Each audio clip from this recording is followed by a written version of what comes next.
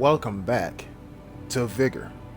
It is your boy, Stealth Jet, leader of the JSS. At the time of this recording, I think I died about maybe 6 or 7 times in a row. And when I say recording, I mean the gameplay being recorded. But at the time of my voice being recorded, I died to a guy with 31,000 kills. As I told my Discord, he probably thinks grass is a consumable. But that's in the past. Well, yeah, in your case, in the past.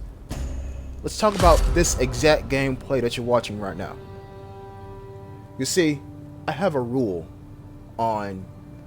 within my own gameplay. You don't bring out the blatantly, stupidly overpowered stuff unless you're having a really bad time. And like I said, I died about 6 or 7 times in the game so far. So I feel like I reached the threshold of, what's the word I'm looking for? Fuck decency and morality. I'm coming on an Anakin with 2 things of body armor and an MG3. Now, why an MG3? Why not a rifle? Well, common sense will tell you that Anakin is designed for, long range, mid-range combat, and that's what rifles are used for. VSS, HBAR-T, damn SKS, that thing hurts like a bitch. VZ-52, that thing hurts more like a bitch.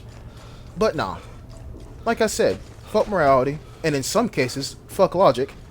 I'm going to bring out the highest rate of fire machine gun that fires the same ammunition as an M82.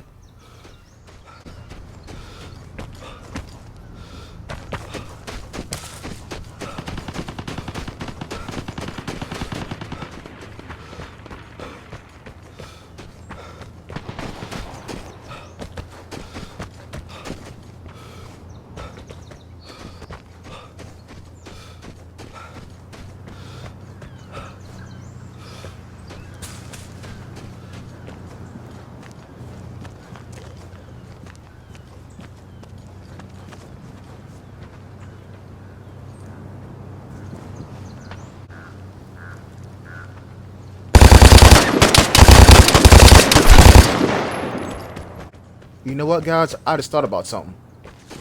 The guy that killed me with 31,000 kills, he was using an MG3. Ain't it funny how life works sometimes? Ain't it funny? But anyways, this guy had no chance. Just like how I had no chance earlier today. Why do people do this? Why do you take out 2 weapons that take the same ammunition? You're forcing yourself to choose which weapon to use. Just bring out one weapon, get good with that one weapon, and call it a day.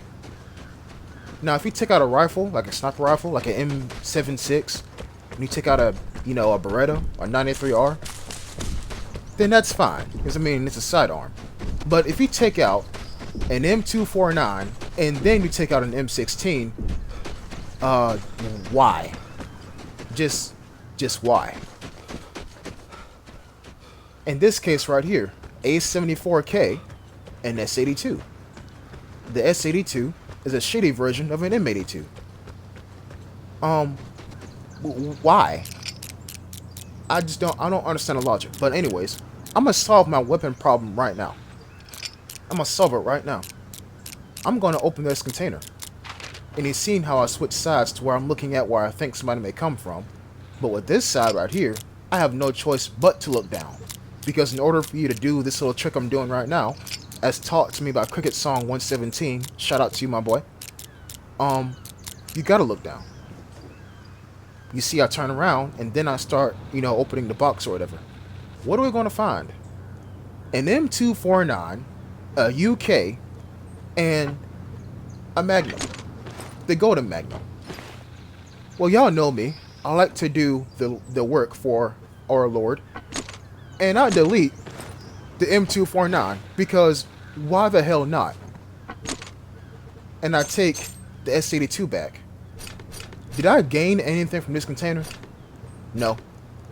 And here's why I didn't. The MG3 is powerful enough for any range. The M249 and the UK are both light machine guns. What am I going to do when I see somebody out long range? Use an M249 or use a UK? Both of those weapons' iron sights are, well, in the case of the UK, trash. In the case of the M249, usable, but not preferred. So that's why I deleted those two weapons. Oh wait, before I say that sentence, insert this one here. You don't want any random ass raincoat to get an M249 or a UK VZ59, because then you're going to have a problem on your hands. So that's why I deleted both those light machine guns. Because I think in terms of functionality instead of straight up stopping power. If I see somebody at long range and have an MG3 and an M249 on my back, what am I going to do? What am I going to do? I'm going to keep the S82. Even though it's the most trash rifle in the entire game, I'm going to keep it on me. Because it has one redeeming ass feature that I'm going to need to use on this map. A scope. And that's the only reason why I kept this head ass weapon. So I'm going to use a detector here. And what do I find? Let me make sure I get safe first before I tell you. And we got basically everybody in one pocket of the map. The rest of the map is safe. Which is surprising as hell to me. Because usually, while I say the rest of the map, there's some fucker near the lighthouse camping in a comm station. I don't know why he is, but I mean he is. So, I'm gonna run toward the center of the map. Before I do that though, I get the mindset of watch before you shoot. Or in this case, watch with your ears, aka listen. So I'm gonna delay myself going over to the center island where everything is at. And things get spicy immediately because somebody grabbed an airdrop. Y'all seen me just radiate the airdrop, so they're living on borrowed time. You know what I'm saying? So I'm gonna run to this tiny ass yellow house and see what the fuck going on.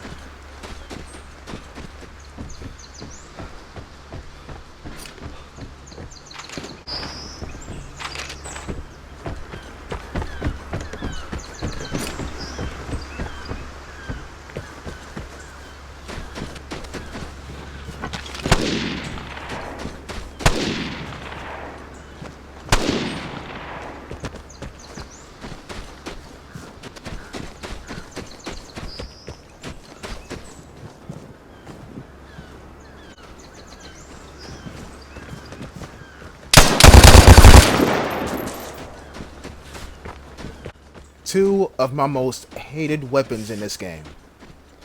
MG3 and M21. Before you even say, Jet, if you didn't have on body armor, you would have died. You're damn right.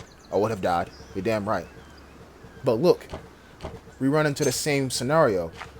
Both of these weapons fire the same ammunition. So I'm gonna have to get rid of one of them. But there's another trade-off. The M21 is infinitely better than the S82. So I have no choice but to keep it. What do you do when you find yourself in this scenario? What do you do? Well, I'm gonna tell you what I do. Y'all remember the whole Restricted Freedom series that I did on most weapons that I like? This is why I do that. I'm training myself, or trained myself rather. I trained myself to fire with my secondary and put myself in a mindset of I have no more ammunition for my secondary. What I'm saying is, if I fire my M21, I'm not going to reload it. That's why I trained myself up on only having 4 rounds in my magazine during my Restricted Freedom series. That's why. Do y'all remember the term post-detection stress disorder? AKA PDSD? Well, if you don't, and you never heard of that phrase before, sit back and watch the rest of this encounter.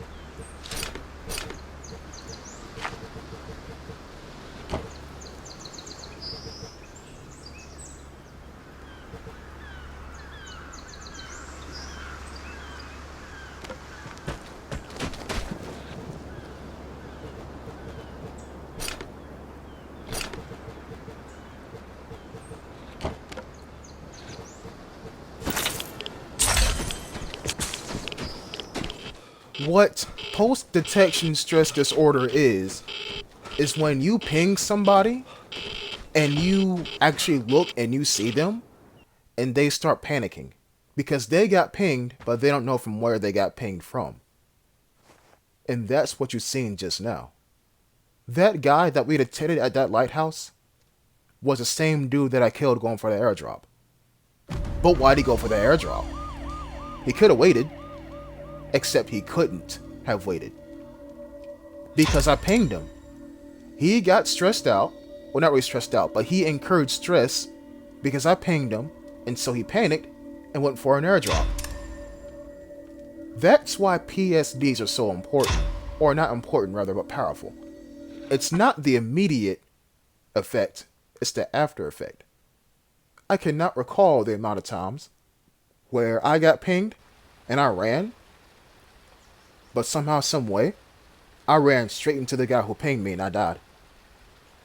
Post-detection stress disorder. I'll be sure to catch you in the next episode. Until next time, peace.